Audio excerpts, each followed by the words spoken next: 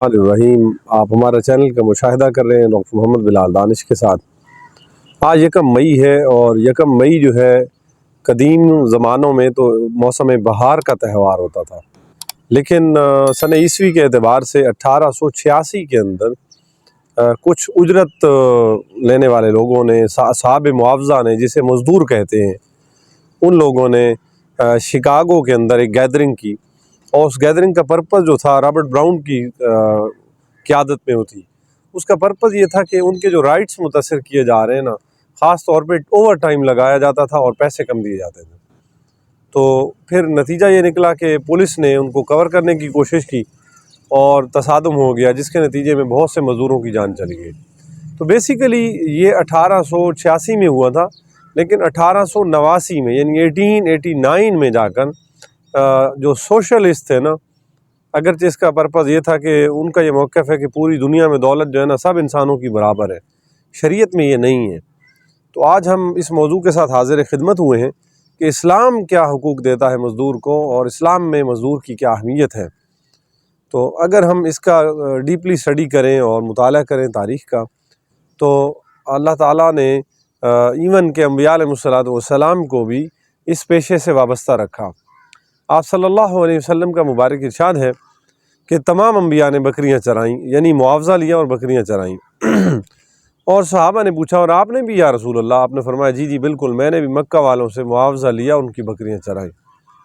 تو ہمارے دین میں مزدور کے بہت زیادہ حقوق ہیں۔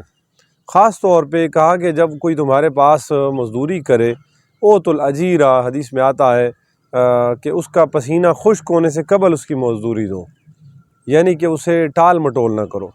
آج کے اس گئے گزرے دور میں یہ کام بڑا کامن ہے، جہاں مزدوروں نے بھی نیت صحیح چھوڑ دی ہے، کام کرنے میں کوتاہی کرتے ہیں جب تک سپرویژن نہ ہو، وہیں پبلک نے بھی ان کے رائٹس جو تھے نا بہت بری طرح اس کو کچلا ہے اور پھراتے رہتے ہیں۔ اس پوری کائنات کا جو حسن ہے نا وہ مزدور کی وجہ سے ہے۔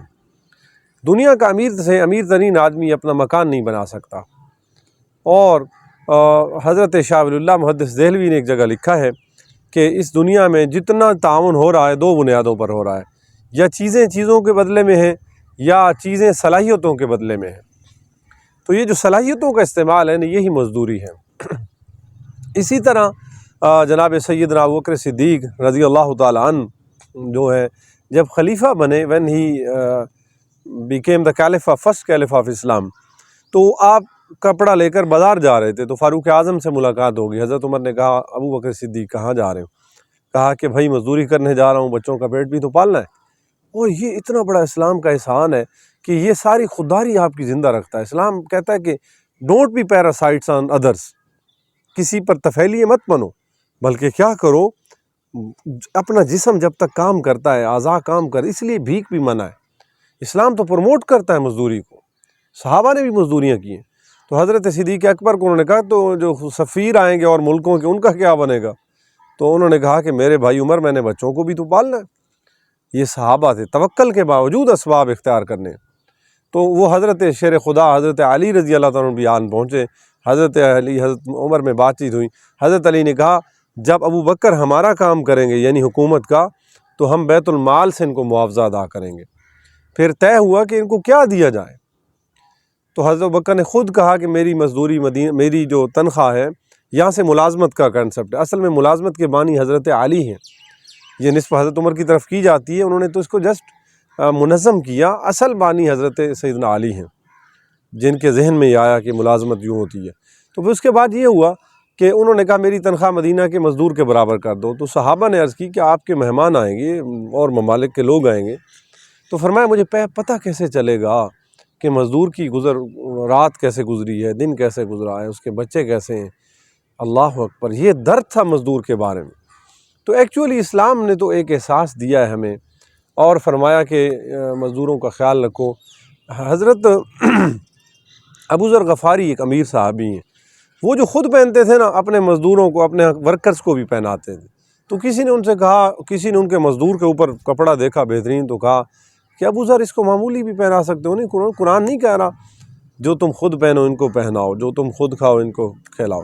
تو بیسیکلی تو اسلام ہی سارے حقوق اس نے فطرتاً اسی نے دیے ہیں، تمام طبقات انسانی کو، تو یہ آج کا دن بہت اہم دن ہے۔ اس پوری کائنات کا جو زیب ہے، زینت ہے، دیواریں ہیں، چھتیں ہیں، عمارات ہیں، مشینری جو چل رہی ہے، جو کارخانے چل رہے ہیں، سب کے پیچھے مزدور ہے۔ حضرت مفتی شفیع صاحب نے تعاونوا علی البر والتقویٰ کے ذیل میں لکھا ہے کہ اگر مزدور احتجاج کر دیں تو یہ کارخانہ قدرت کا ظاہری جو نظام ہے، باطنی تو اللہ چلانے، ظاہری نظام بھی سٹاپ کر جائے گا۔ تو وی سیلیوٹ دا لیبرز، اور صحیح معنوں میں سلوٹ یہی ہے کہ ان کی اچھی مزدوری دیں، دل کی تنگی سے نہ دیں، اور وہ بھی نیک نیتی سے کام کریں۔ یہ پیشہ نبوی ہے، اور اسلام یہ راستہ دیتا ہے کہ ڈونٹ بی بیگرز، بھیکاری مت بنو۔ آج ہم اپنے ملک کو اس سے اٹھا سکتے ہیں اگر ہمارا نوجوان طبقہ صحیح معنوں میں بغیر آر کے کام کرنا شروع کر دے۔ تو یہ ہمارا میسج ہے ہمارے چینل کا۔ اور مزدوری کی سافٹ قسمیں ہیں، جیسے ہم جاب وغیرہ ہیں، تو بی ہیپی آلویز، اور ایسے لوگوں کا اچھا آخری حدیث کے ساتھ اجازت لیتے ہیں۔ حضور صحابہ سے مل رہے تھے، ان سے مصافحہ، قربان جائیے حضور کے ہاتھ۔ تو ایک شخص کے ہاتھ سخت تھے، اندر کی جو لیئرز ہیں، جو پام تھی، تو آپ نے اس کے ہاتھ کو پکڑا اور حضور نے اپنے یاقوتی ہونٹوں سے بوسہ دیا۔ تو صحابہ کو تعجب ہوا، تو فرمایا یہ میرا بھائی مزدوری کرتا ہے، اس کے ہاتھ سخت ہیں۔ تو اسلام تو یہ کہتا ہے، فاطمہ رضی اللہ عنہا کے ہاتھوں کا کیا حال ہو چکا تھا۔ اسلام تو کہتا ہے غیرت سے جیو، مت مانگو، محنت کرو اور ورکنگ کرو، اور یہی زندگی ہے۔ اور پھر دنیا کے ہو کر نہ رہ جاؤ، اللہ کی راہ میں آؤ، عبادات بھی کرو۔ بڑے بڑے صحابہ کا یہ پیشہ تھا، رات کو پانی لگانا، صبح جہاد پہ آنا کھجوریں لے کر۔ بات لمبی ہو گئی ہے، بہت شکریہ۔ آپ ہمارا چینل دیکھتے ہیں، ہم آپ کے دل سے مشکور ہیں۔ بارک اللہ محمد